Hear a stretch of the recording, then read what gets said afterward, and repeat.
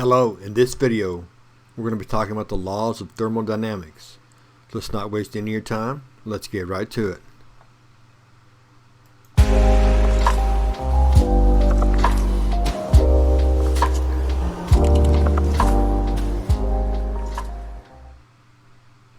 Now when we're talking laws of thermodynamics, one of the things that we want to emphasize is how it affects the energy, and not so much how, because the laws are just explanations of what is happening, but we want to look at what the energy looks like, what's going on with the energy in each of those laws. And one of the things that we'll spend some time talking about is entropy, and what's going on, what entropy means, what's it look like.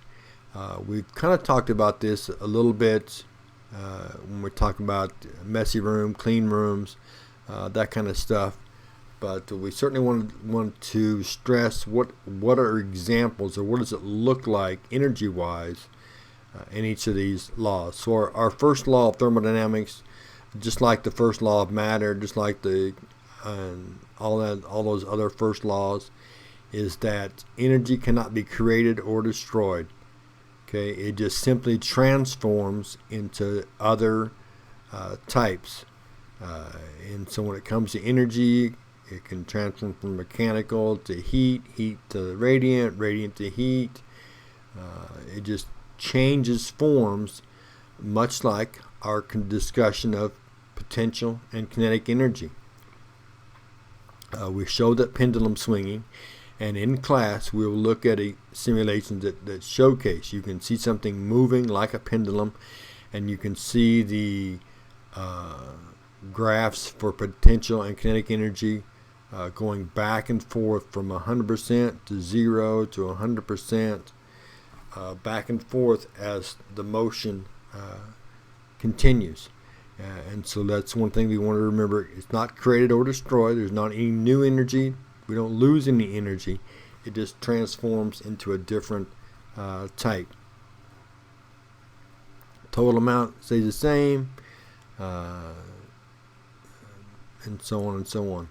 Now, when we're thinking first law of thermodynamics, energy can't be created or destroyed. One thing we want to think about is that it just transforms.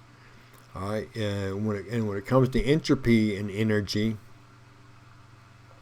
think about a young, whether you think a child or even just a teenager, compared to an older person like myself, much older person. When you're younger, you've got lots of energy. Your metabolism is running high, and therefore you have higher entropy, and that's showcased by being more active. Much more active than a person, say like me, who's older, less energy levels, lower entropy, metabolism is lower from the cellular standpoint. The idea of those two variations that showcase the idea of entropy, that showcase the idea of the comparison between the two.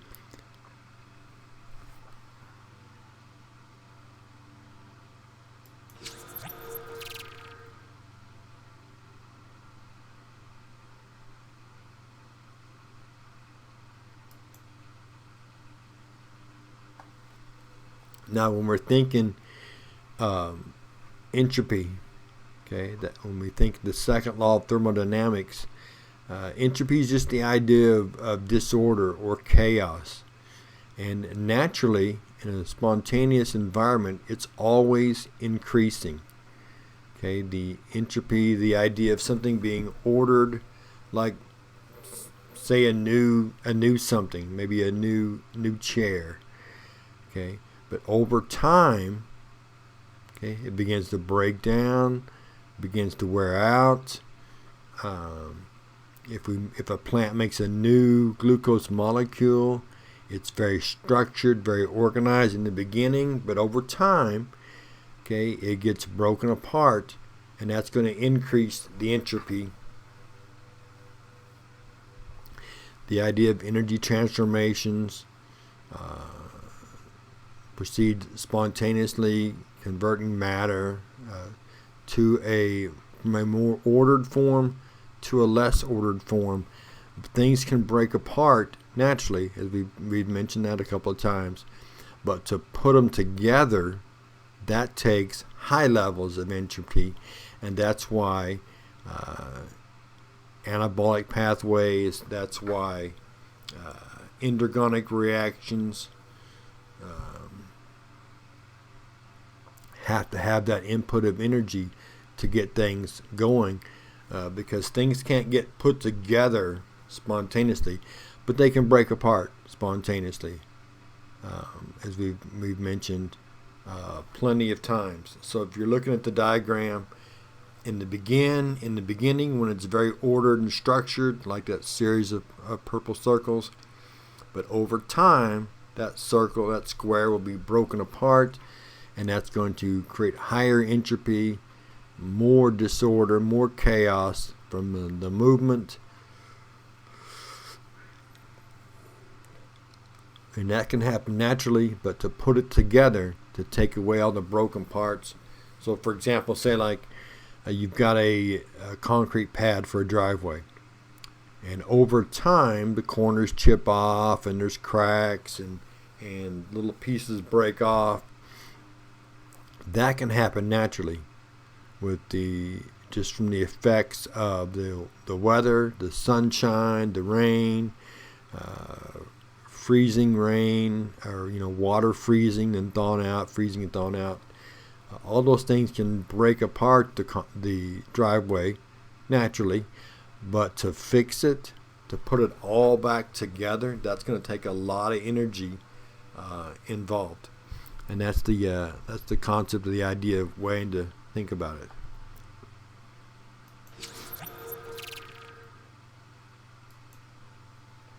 So if we think about entropy and the words that we've been using, entropy is associated with, or if you increase entropy, that should be associated with breaking apart molecules.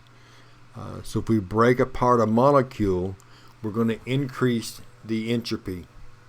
If we build a molecule and store potential energy, the energy is not moving. So that's going to decrease entropy. So you can think entropy being connected with kinetic energy.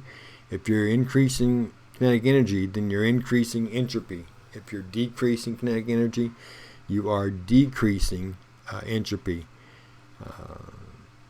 So any process that releases energy is going to increase entropy.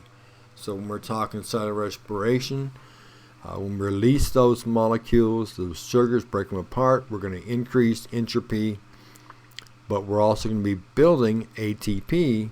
So in that concept, we're going to be decreasing entropy. So that's the idea of connecting entropy with our sets of words that we've been using. So that's our video on the laws of thermodynamics. The next time we get together, we're going to be talking about ATP. So we'll see you then.